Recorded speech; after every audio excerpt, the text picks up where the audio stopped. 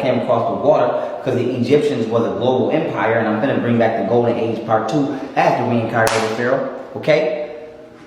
Understand the science of our lifestyles. So it may look flashy to someone who worships or solely exists on a material plane, but it's actually just decorating the vessel.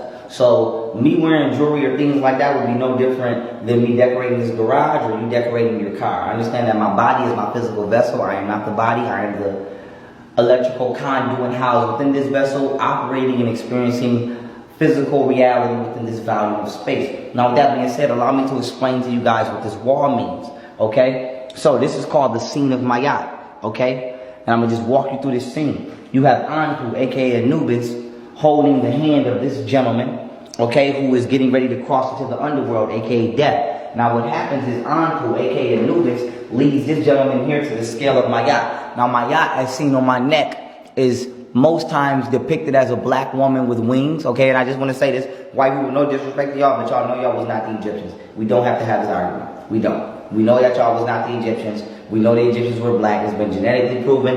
I've scientifically proven it. So no disrespect to a lot of people in school, but here at Iowa University, we depict our ancestors as they were. Just like we rightfully depict white people's ancestors as they were. We don't claim history that's not ours. So I just want to let people know, if you're coming on here to argue, please go somewhere else. Now with that being said, Anubis leads this gentleman into the scales of Maat.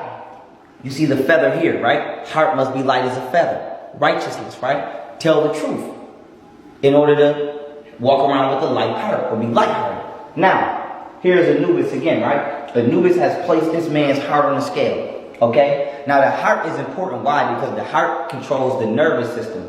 And your nervous system and your chakras are controlled by your endocrine system, which is controlled by your pineal gland. So you have 4 basic levels of the nervous system, right? You have your heart, which is in neurocardiology, okay?